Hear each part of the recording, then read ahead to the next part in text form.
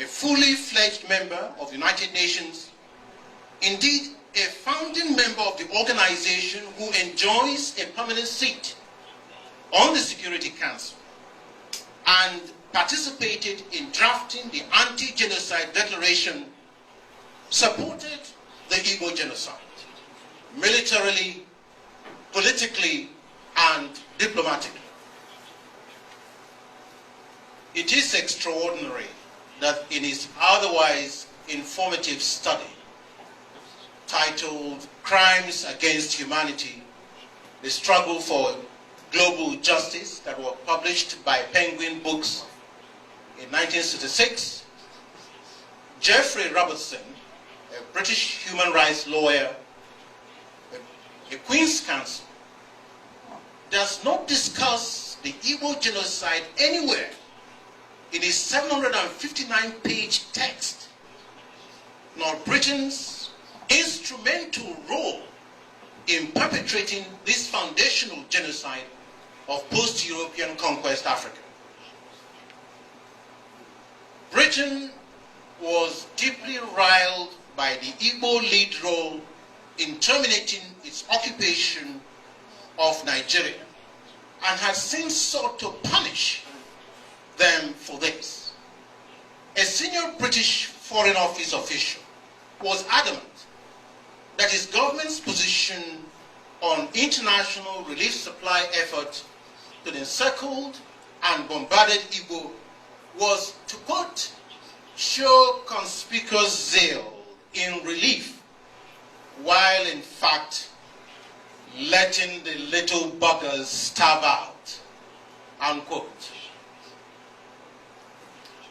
Indeed, as the slaughtering of the Igbo progressively worsened, Prime Minister Harold Wilson was unashamedly unfazed when he informed Clyde Ferguson, the United States State Department Special Coordinator for Relief to Biafra, that he, Wilson, quote, would accept 500,000 dead Biafrans if that was what it took, unquote, Nigeria to destroy the Igbo resistance to the genocide.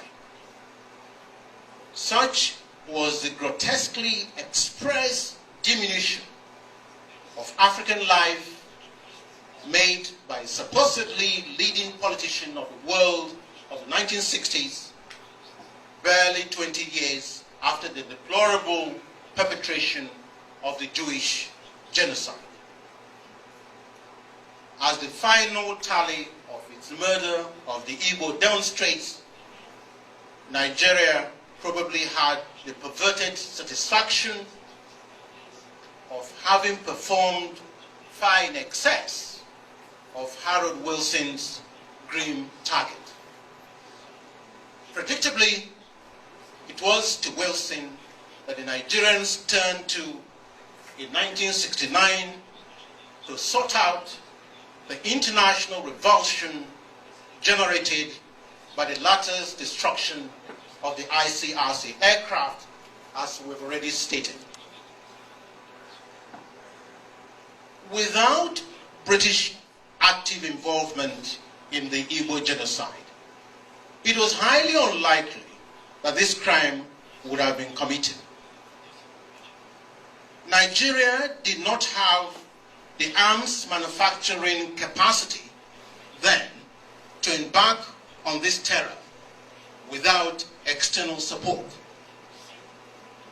45 years on, Nigeria still does not have such an internal military capability. It still relies heavily on Britain, currently the world's leading arms exporter to Africa, for its supplies. I say Britain is the leading arms exporter to Africa. I'm excluding the US arms supplies to countries such as Morocco and Egypt, because they actually incorporate more of American strategic interests in the Middle East.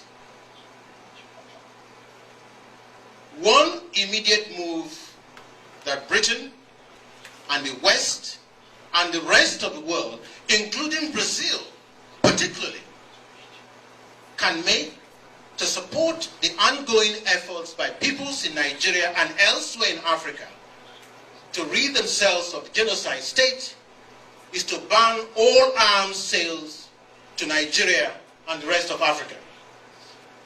This ban must be total and comprehensive.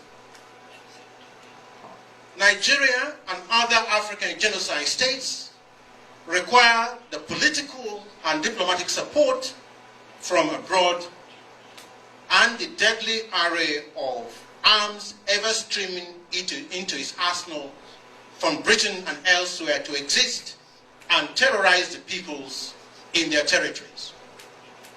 This is part of the cardinal and enduring lessons of the Igbo genocide.